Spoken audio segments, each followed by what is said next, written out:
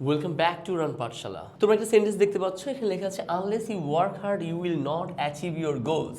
এই সেন্টেন্সে তোমরা কি সাবঅর্ডিনেটিং কনজাংশনটা খুঁজে পাচ্ছ? দেখো তো,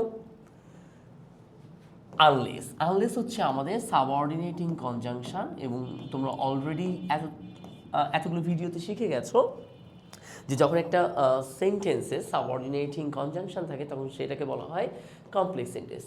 তাও আমরা ভার্ব এবং সাবজেক্টগুলো দেখি।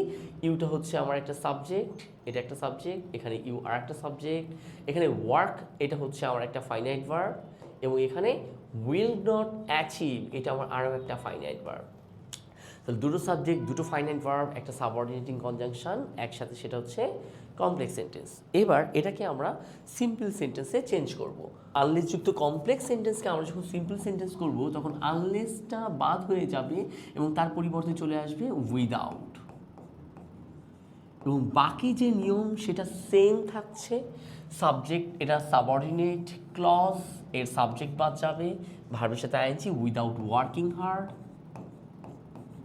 তোমরা জানো উইদাউট একটা প্রিপোজিশন, এবং প্রিপোজিশনের পর ভার্বের কোন ফর্ম বসে? ভার্বের আইএনজি বসে। উইদাউট ওয়ার্কিং হার্ড এটা প্রিন্সিপাল ক্লজ, প্রিন্সিপাল ক্লজে কোনো প্রকার পরিবর্তন আসবে না, যেভাবে আছে সেভাবে লিখে দিব। You will not achieve your goals.